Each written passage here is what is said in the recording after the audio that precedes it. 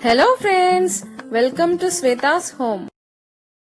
ఈ రోజు మీకు నా స్టైల్లో సేమియా ఉప్మా చూపించబోతున్నా. ఇది చాలా హెల్దీ. దీని ప్రాసెస్ కూడా చాలా సింపుల్.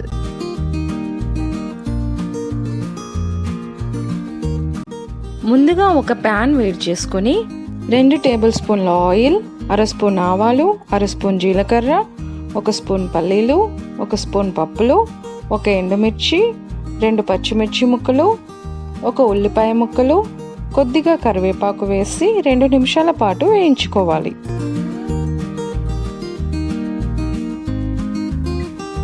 దీనిలో 2 కప్పుల నీళ్లు పోసి మూత పెట్టి మరిగించుకోవాలి.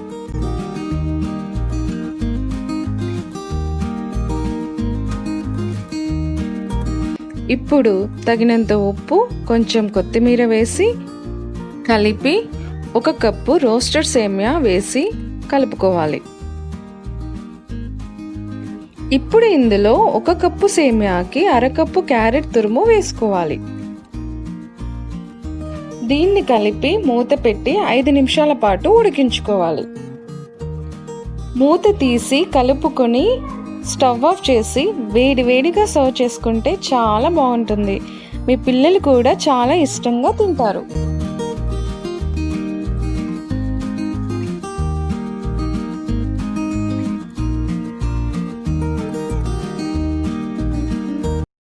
మీకు ఈ వీడియో నచ్చినట్టయితే లైక్ చేయండి, షేర్ చేయండి, అలానే ఈ ఛానల్ని సబ్స్క్రైబ్ చేసుకోండి. Thank you for watching.